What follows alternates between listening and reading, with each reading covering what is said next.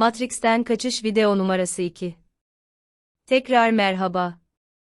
Ben Mari Sıvaru. Matrix'ten nasıl kaçılacağına dair birkaç noktayı daha sizlerle paylaşmak istiyorum.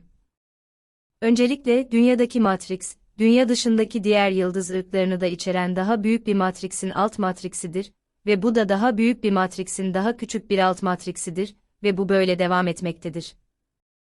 Her birinin kendine özgü kuralları ve nitelikleri vardır. Ancak aynı zamanda daha büyük olanlarla da çoğu ortak unsura sahiptir. Daha önce de söylediğimiz gibi, burada çok daha fazla insanlık bulunmaktadır.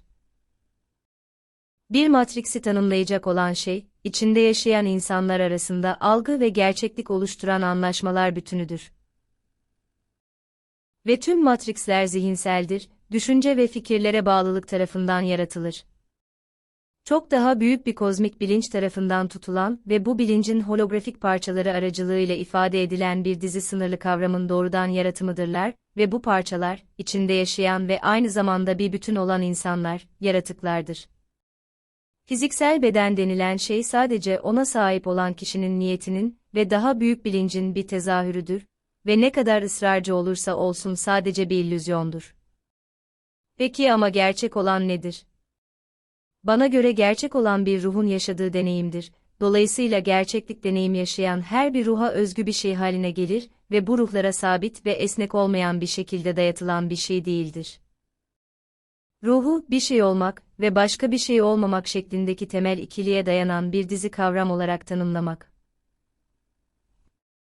Hangi noktadan başka hangi noktaya kadar bir ruh, biri olacağına karar veren daha büyük kozmik bilincin bir fikri ve bir eklentisi.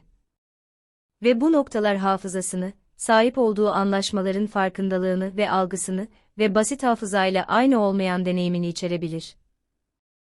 Eleştirisel düşünmeyi geliştirmelisiniz, hem de her zaman. Her şeyi sorgulamalı ve sizin için neyin gerçek olup neyin olmadığına kendiniz karar verecek zihinsel ve karakter gücünü geliştirmelisiniz. Sizi normalliğe geri sürüklemeye çalışacak tüm insanlar ve güçler karşısında kendi gerçekliğinizi yaratacak ve savunacak ruh gücüne sahip olmalısınız. Bu kolay bir yol değildir ve herkes için değildir. Ve bu sadece ve sadece sizin olabilir, bu yüzden de yalnız bir yoldur, ama buna fazlasıyla değer. Çünkü sadece kişisel gerçekliğinizi ve karakterinizi yaratmakla kalmıyor, aslında kendi ruhunuzu da inşa ediyorsunuz. Çünkü sizin bir ruhunuz yok, siz bir ruhsunuz. Ve onu yaşamdan yaşama ilerledikçe inşa ediyorsunuz ve siz yeniden, o evrensel bilinç olana kadar tamamlanmayacak ve o zaman bile daha fazla genişleme aramaya devam edeceksiniz. Ve şu anki yaşamınızda yaptığınız tam olarak budur, çünkü siz zaten o evrensel bilinçtiniz ve tahmin edin ne oldu, hala osunuz. Sadece daha fazla genişleme aramak için fizikselliğin içinde şu anki yaşamı yaşıyorsunuz.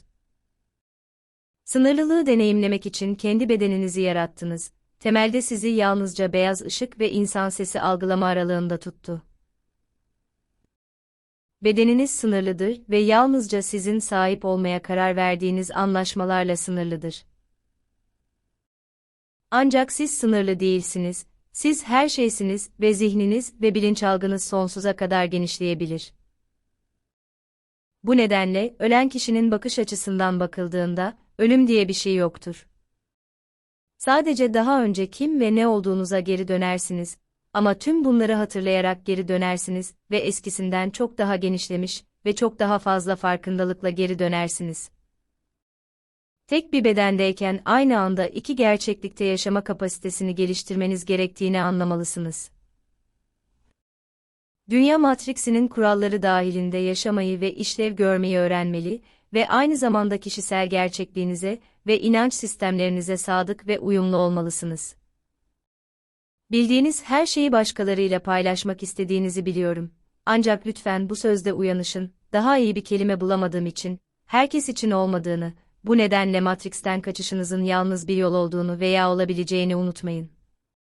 Ama sizin gibi düşünen pek çok insan da mevcut.